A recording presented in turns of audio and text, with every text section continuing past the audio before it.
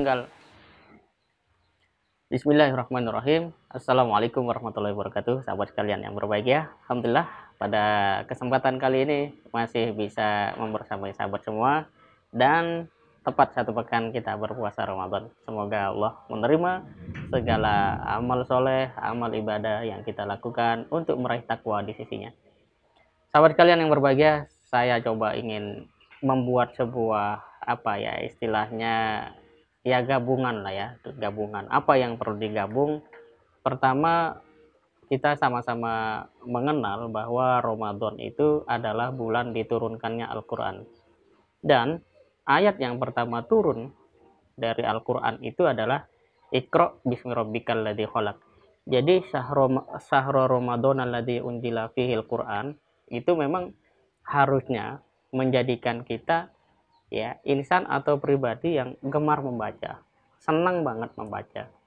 Apalagi di dalam ayat pertama itu ada kata bismi rabbik. Jadi bukan sekedar membaca, memang dengan nama Allah Subhanahu wa taala. Apa maknanya? Kalau kita pikir lebih jauh ya, semakin banyak membaca Al-Quran itu harusnya mendorong kita semakin banyak membaca hal-hal lain yang sangat penting dalam kehidupan ini. Misalnya soal bagaimana bersikap, berperilaku, menjadi pribadi yang baik.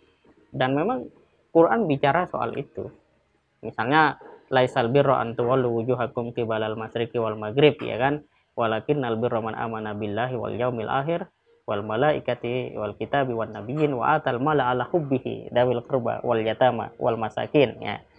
Jadi kebaikan itu kata Allah, kalau kita beriman kepada Allah, pada malaikat, pada kitab, pada nabi, kemudian harta yang kita punya itu kita sedekahkan. Harta yang kita punya dan kita suka harta itu, kita sedekahkan untuk kerabat, untuk anak-anak yatim dan orang miskin. Artinya apa?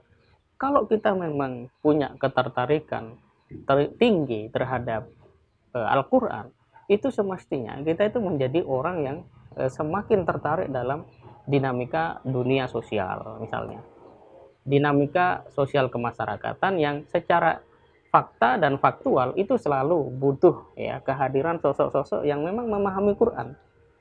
Itu yang menarik. Kalau kemudian kita angkat pada sisi yang jauh lebih tinggi, misalnya soal keilmuan, maka seharusnya ayat-ayat yang berupa perumpamaan, kemudian yang membicarakan langit dan bumi, itu mampu menjadikan seseorang menjadi pribadi yang mengenali kekuasaan Allah Subhanahu wa taala, pada saat yang sama juga mampu menjabarkan secara ilmiah bagaimana proses siang dan malam itu terjadi misalnya. Oleh karena itu di zaman Islam Jaya itu setiap penghafal Quran ya, atau bahkan kita bisa sebut sebaliknya ya, setiap ilmuwan pasti hafal Quran, dan setiap orang yang hafal Quran itu pasti memiliki keahlian ilmu tertentu. Itulah Ibnu Sina, Fahru Roji, ya, kemudian Ibnu Khaldun dan seterusnya. Banyak sekali ulama-ulama yang memberikan atau menjadi role model bagaimana orang yang membaca Quran itu sangat tinggi.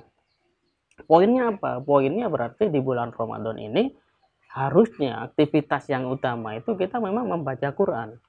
Kemudian setelah membaca Quran itu hasilnya, idealnya itu kita terdorong untuk melakukan pembacaan pada aspek-aspek yang lain yang dibutuhkan dalam kehidupan ini.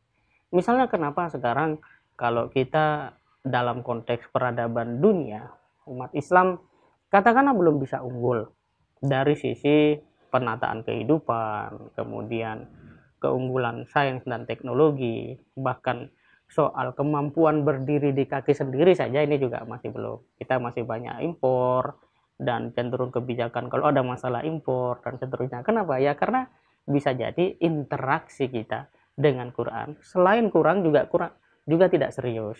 Nah, ini yang mungkin pada Ramadan ini menjadi sebuah evaluasi yang harusnya mendorong kita semakin produktif ketika bertemu Ramadan. Itu poin yang pertama. Poin yang kedua, Al-Quran ini memang mendorong kita untuk mengamalkannya. Karena kalau tidak diamalkan, kita nggak pernah bisa merasakan ya khasiat. Kalau bahasa Islam tuh keberkahan, ya, fadilah, keutamaan Al-Quran itu sendiri. Sekarang kita coba cek, Quran itu kan kalau dalam bahasa orientalis itu macam-macam lah ya, disebut ini itu, tapi kan itu nggak terbukti semua. Kalau kita lihat misalnya dalam konteks masalah Indonesia bahkan global, soal berita bohong misalnya, itu Islam punya konsep dan itu jauh-jauh hari disebutkan. Allah langsung dorong kita, in ja'akum fasikun binabain fatabayyanu. Jadi cek, recheck, dan cross check itu adalah nafas ajaran Islam. Artinya apa? Kalau orang Islam itu senang baca Quran, kemudian gemar membaca situasi yang lain, membaca referensi yang lain, ketika dia harus bersikap terhadap sesuatu itu jelas, tegas, ada parameternya, ada kriterianya. Tidak semua berita itu menjadi penting buat dia, apalagi sampai terdorong untuk nge-share. Sekarang coba kita evaluasi diri kita. Dalam sehari itu kita baca berita berapa? Kemudian kita tahu nggak sumbernya? Bisa dipertanggungjawabkan nggak? Terus kita nge-share nggak itu? Kita bagiin ke orang nggak itu? Nah ini perilaku yang seperti ini saja itu diatur dalam Quran. Artinya apa? Orang yang baca Quran semestinya dia mengerti dan harus komit. Jadi kalau kami di Pemuda Hidayatullah itu sudah tegaskan, sudah bukan masanya lagi kopas, copy paste dalam rangka untuk sekedar nge-share enggak, harus original produk pikiran sendiri. Kalau nggak bisa melahirkan produk pikiran original karena memang sekarang ini zaman sudah luar biasa, setidak-tidaknya kalau kita mau nge-share itu adalah tulisan sendiri, pikiran sendiri, dan itu bisa mendorong kita untuk terus melakukan atau menjadi pribadi yang baik. Jadi nggak kopas sana, kopas ini itu. Karena pada dasarnya ya seperti kata Gubernur DKI Bapak Anies Baswedan, Indonesia ini minat bacanya tinggi, tapi daya bacanya rendah. Apa itu minat bacanya tinggi? Baca WA, lihat Facebook, bahkan lihat status, story itu kuat kali. Kalau orang nggak ngerti Quran, itu kadang-kadang baca status juga baper gitu kan. Nah ini apa soalnya? Itu karena tadi Quran belum menjadi sebuah belum menjadi sahabat seperti itu. Nah inilah PR-PR yang mungkin bisa kita perbaiki mumpung masih berlalu satu pekan Ramadan, dan tentu saja menyibukkan diri dengan Al-Quran itu ya ada kelas-kelasnya ya. Kalau penghafal Quran ya harus ya banyak membaca Quran.